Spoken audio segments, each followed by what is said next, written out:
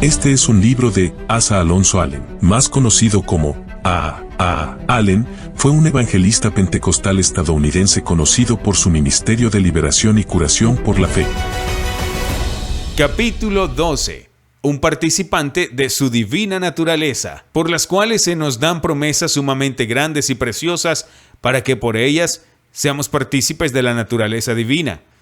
Dios es poder. No hay poder para el bien en este mundo, excepto el poder que proviene de Dios. Cuando vino a este mundo en carne, Cristo declaró que derivaba su poder de Dios. No hago nada por mí mismo. El Hijo nada puede hacer por sí mismo. Yo estoy en el Padre y el Padre en mí. Las palabras que os hablo no las hablo por mí mismo, sino que el Padre que mora en mí, Él hace las obras. Después de hacer la enfática declaración en Juan 14:10, Cristo se dirigió a los discípulos con una promesa. De cierto os digo, el que cree en mí, las obras que yo hago, él también las hará. Y obras mayores que las que hago hará, porque yo voy a mi Padre. Pero así como su propia obra y fecundidad estaban condicionadas a que permanecieran en el Padre, nuestra obra y fecundidad estaban condicionadas a que permaneciéramos en Él. Permaneced en mí y yo en vosotros, como el pámpano no puede llevar fruto por sí mismo si no permanece en la vid. Así tampoco podéis vosotros si no permanecéis en mí. Separados de mí nada podéis hacer. El pámpano participa de la naturaleza de la vid. La misma savia fluye a través de él. La textura de la madera es la misma. Las hojas son iguales. El fruto es el mismo. Es parte de la vid.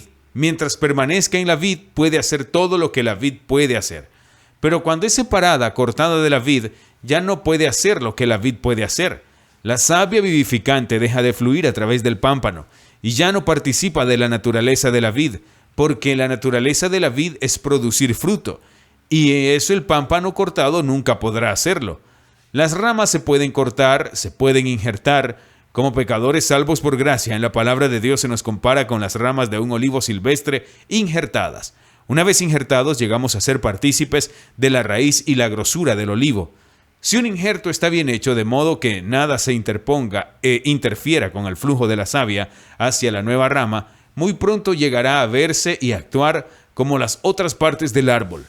Qué privilegio ser partícipe de la naturaleza divina de Dios, mirar de tal manera que quienes nos vean se den cuenta de que hemos estado con Jesús y actuar tanto como Él. Y por supuesto, que las obras que Él hizo nosotros también las podamos hacer. Solo podemos ser partícipes de esta naturaleza divina por sus promesas mediante la fe en sus promesas. Participamos de la naturaleza divina en su eficacia a medida que ejercitamos los dones del Espíritu y en su esencia, cómo mostramos los frutos del Espíritu.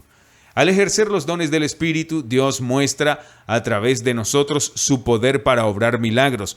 Así que, teniendo diferentes dones, ya sea de profecía, profeticemos según la proporción de la fe. Este es el secreto de cualquier obra que podamos hacer para Dios. Se hace según la proporción de la fe. Somos participantes de la naturaleza divina según la proporción de la fe.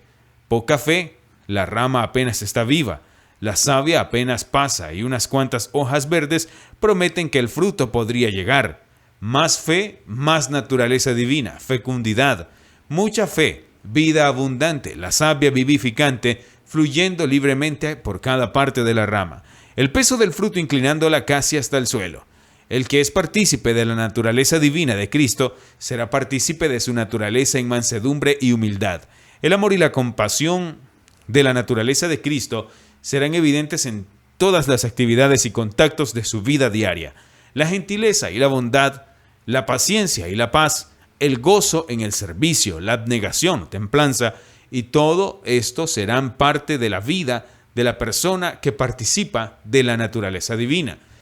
Puede que estas no hayan sido parte de tu naturaleza antes de que Cristo viniera a morar en ti, pero cuando hayas llegado a ser partícipe de su naturaleza, estas cosas reemplazarán las cosas anteriores, que eran tu propia naturaleza carnal.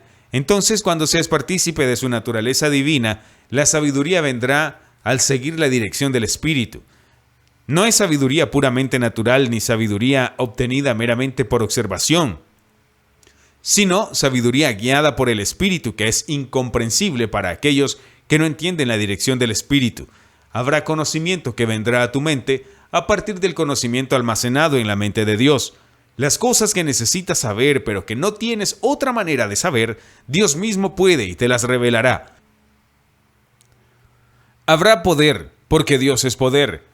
Seguirán milagros y señales. Los enfermos serán sanados, los cojos caminarán, el cáncer desaparecerá a tu orden, los ciegos verán, los sordos oirán, los secretos de los corazones de las personas, cuando sea necesario, se pondrán de manifiesto. Las almas serán despertadas del sueño de la muerte espiritual y traídas como nuevas criaturas al reino. Sí, incluso algunos cuyas vidas físicas han desaparecido pueden ser resucitados de entre los muertos en la voluntad de Dios. Dios no tiene favoritos. El mismo precio del poder vale para todos, y el mismo poder está disponible para todos los que paguen el precio. Para todo aquel que, por la fe, acepte para sí sus sumamente grandes y preciosas promesas, creyendo con todo su corazón que Dios quiso decir exactamente lo que dijo, convirtiéndose así en partícipe de su naturaleza divina. La puerta está abierta a nuevas aventuras de fe, más allá de tus sueños más locos.